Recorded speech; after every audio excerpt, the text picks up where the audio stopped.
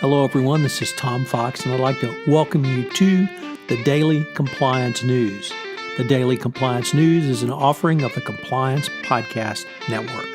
December 27th, 2018. Well, it was certainly a good day for former Nissan Motor Company executive Greg Kelly, who was released from detention in Japan on Tuesday after being granted bail over the alleged underreporting of his boss, Carlos Ghosn's pay.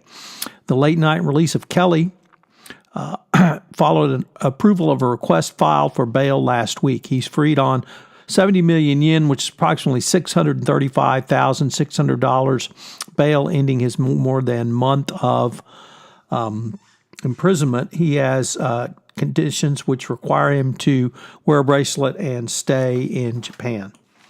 Next up, have you thought about your risk profile for 2019?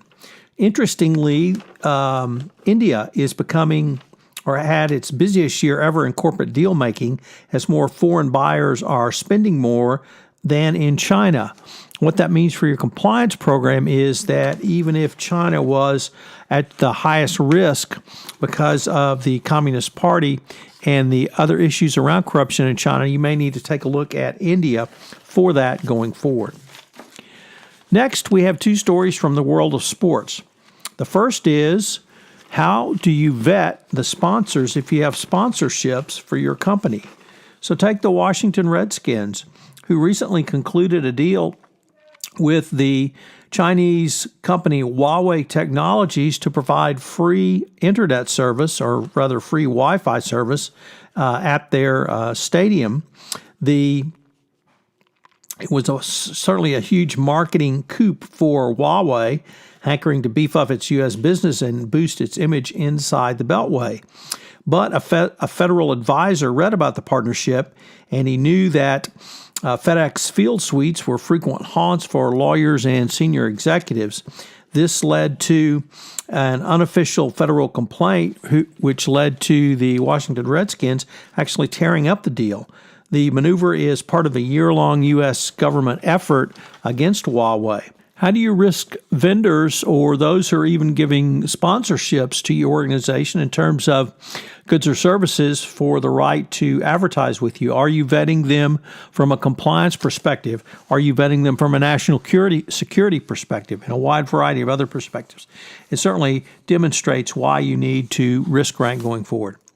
And finally, a story that's a couple of weeks old from the world of tennis, that a final tennis corruption report recommended no live streaming for lower tier tennis events. The independent review panel reiterated its view that betting companies should no longer be able to sponsor tennis tournaments.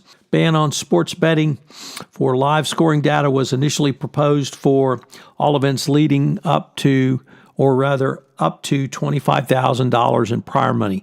Betting in tennis has previously been identified as a potential issue. We'll be off tomorrow, so Merry Christmas to all. I previously indicated I've decided to move forward with the daily compliance news into 2019 each day. If there's a different format or different information distribution that you would like, please give me a shout and let me know. tfox@tfoxlaw.com.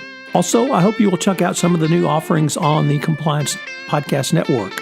Jay Rosen and myself have started a new podcast series, Popcorn and Compliance, a look at compliance through the lens of the movies, that premiered Saturday, December 8th, and will post bi-monthly on Saturday for your entertainment and enjoyment listening pleasure.